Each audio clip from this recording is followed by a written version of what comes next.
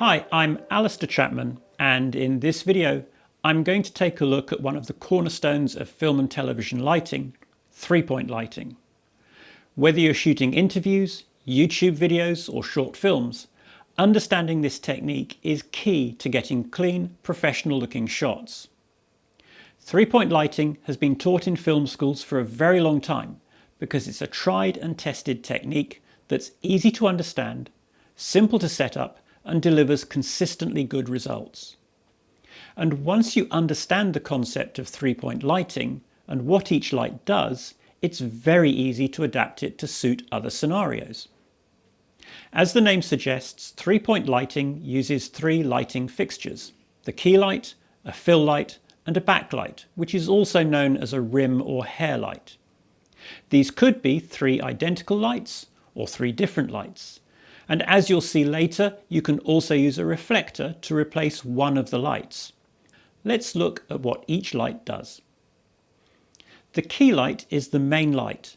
I normally start my lighting setup with the key light, as the other lights will work with the key light to complement it. It's the dominant source of light in the shot, and it's the key to the overall look.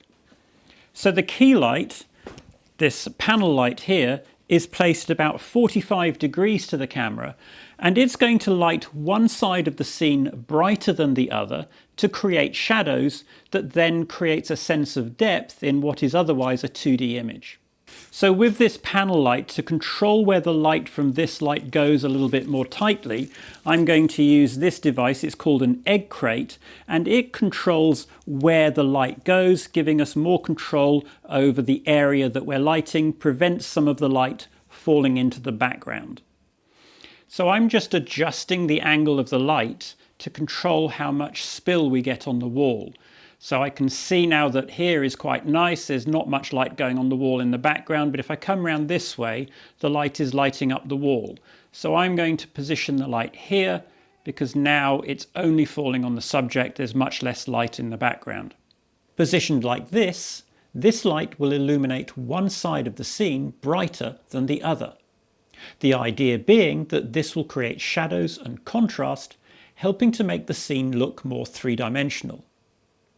How much brighter you make one side than the other is down to how dramatic you want the shot to be. The greater the contrast, the more dramatic things become. When setting up the key light, it's also worth considering your framing. If your subject is to the left of the frame and looking to the right of frame, if you place the key light on the right, the shadow side of the face will be towards the camera. If you were to place the key light on the left side, the shadow side of the face will be away from the camera. When positioning your key light, it's worth considering if there's any other major source of light within your scene. In this room, we have a window on this side of the room. So rather than trying to fight against the light that might come from that window, I'm placing my key light on the same side to complement that light as opposed to fight against it. The next light to set up is called the fill light. And as its name suggests, the fill light is used to fill in a very controlled way, some of the shadows created by the key light. Generally, a hard light or perhaps a small soft light is used for the fill light, and it's usually placed on the other side of the camera to the key light. By using a dimmable light, you can control exactly how much the fill light fills in and balances out the shadows. A carefully placed fill light will often create a pleasing glint in an interviewee's eyes, and this is sometimes referred to as a catch light. As an alternative to a hard light for the fill light, a light that often works very well for the fill is a tube light like this Pavo tube. And one of the nice things about this, of course, it's a dimmable light, but because it's that bit longer, the light from it's that little bit softer, so it does give you a more flattering look in interviews and things like that. The fill light doesn't always have to be a light fixture. Very often you can use a simple reflector, like this pop-up reflector, just to bounce some of the key light back into your shot. However, it's often more difficult to control the brightness of the fill if you use a reflector. To understand what each light is doing, I'll often turn off the key light so I can see exactly how much fill light I'm adding. And the last light that I normally add is the backlight, sometimes called a rim light or hair light. And the idea with this light is just to add some separation between the foreground and background. Now, one of the challenges with having a light behind the subject and facing towards the camera is, of course, that the light stand might appear in the shot, which is unattractive. You might be able to sometimes, if your subject does sit still, hide the light behind the subject. Would obviously be much lower.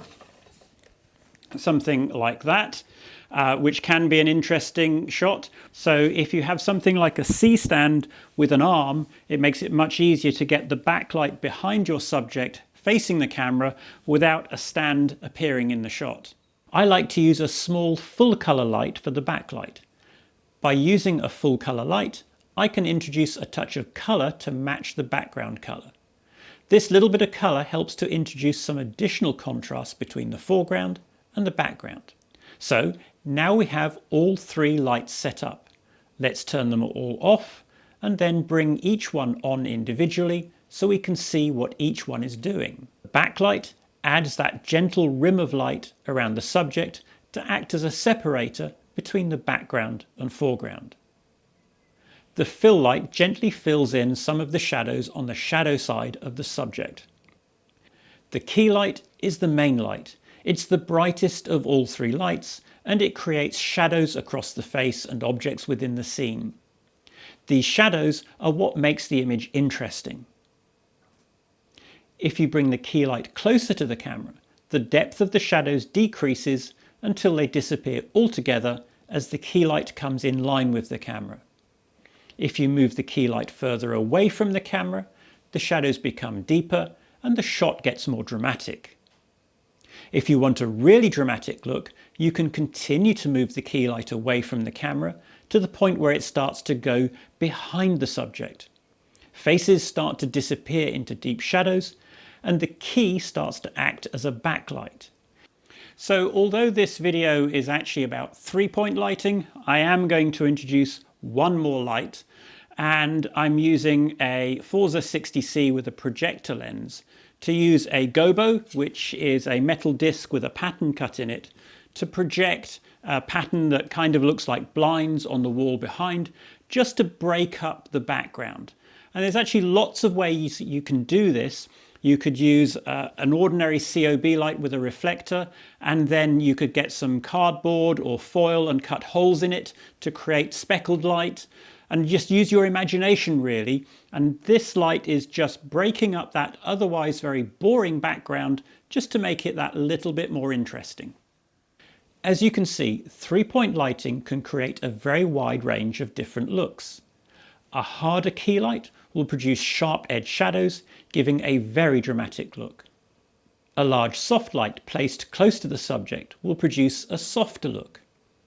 3-point lighting may feel very basic or old school, but in reality, the majority of lighting setups, whether for a YouTube video or a feature film, will include a primary or key light source, along with a fill light to balance the key, and many will also use a backlight to add foreground separation.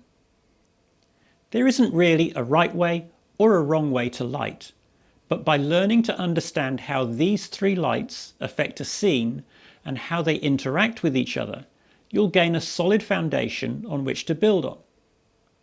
I recommend that you experiment with your light placement. Experiment with mixing soft lights with hard lights. The more you experiment, the more you'll learn.